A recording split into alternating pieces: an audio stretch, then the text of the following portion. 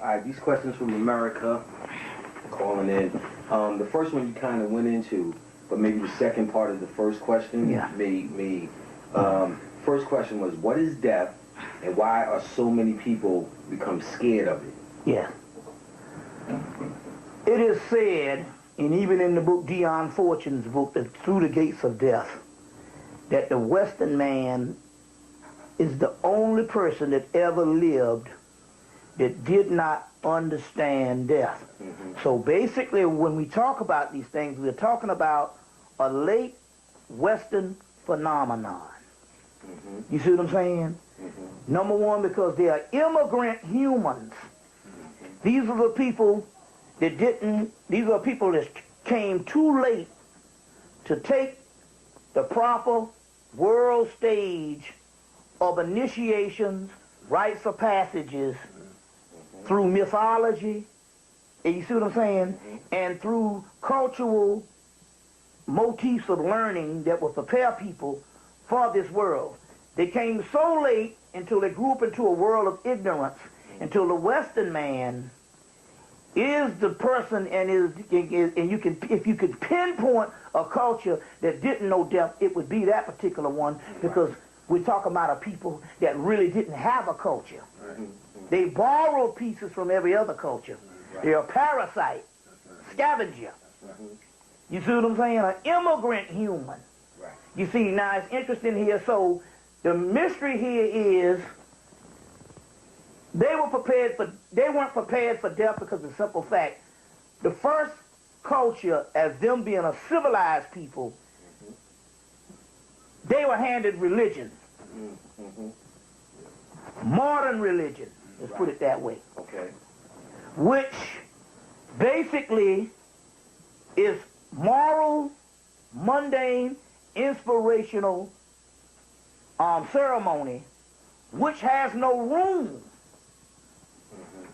to teach about death, because the whole plot is to lock you down in a series of fear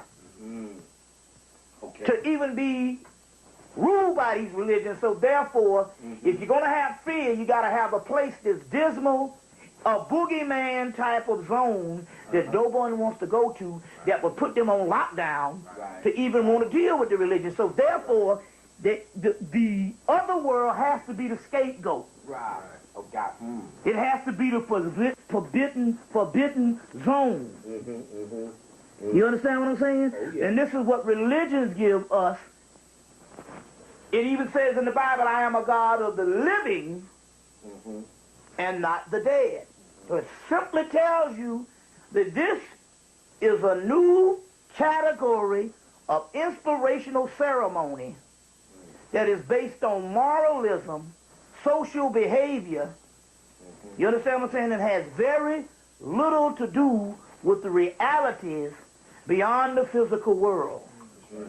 You understand what I'm saying? So that's why it says, I am a God of the living and not the dead. Well, let's ponder that for a minute. Everything has to die. So that means death is the ultimate terrain, the ultimate plateau. That's right. And the God, and this particular God is saying that I'm not a part of that, it means that that God has to be a subordinate deity, masquerading as the supreme being. You understand what I'm saying? You know, because he does not have dominion over that which is outside of the physical body, to the point whereas if you really study the God that they give over to the dead is the very one that we are prone and taught to be afraid of, Satan. You see what I'm saying? So the angel of death is Satan. Or in the early Christian teachings, they even have this name, Uzzah, or Ussar, the god of death. Look at the word Ussar, Osiris, which they are right. Osiris is the god of the dead. And you even get this word in early Christian mythology or early Christian teaching of Uzzah, or Ussar, which saying in actuality, well, if you really want to deal with that, no, you just got to deal with another type of God.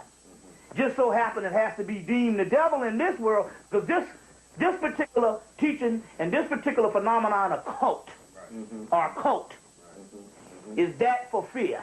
Right. And that for a childlike people. Right.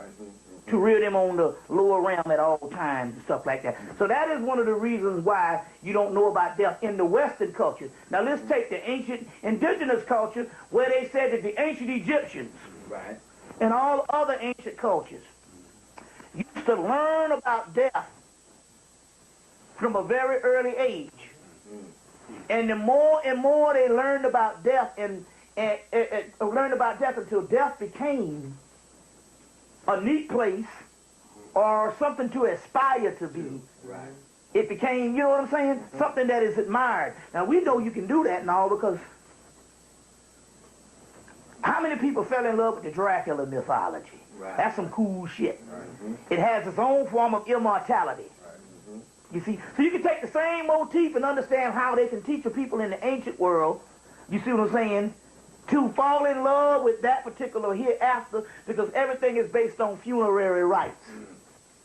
You see, and we even have some of those motifs leaping over into the new world when you look at voodoo, where they have all this burying samadhi, you know what I'm saying, propagated, and all these particular ones. You can even see how neat it is when you get the movie Sugar Hill. Anybody saw the movie Sugar Hill? Yeah, the old one. The one from 1975, or 73. And you saw burying somebody's in there, and it's cool, killing up people and all. You be like, I want to hang out with them cats, because those cats, they got it going on. The zombies. You see what I'm saying? So, in so many words, we get it in the mythology. It's cool to be dead. You see what I'm saying? Well, in so many words, if you understand that, you could also understand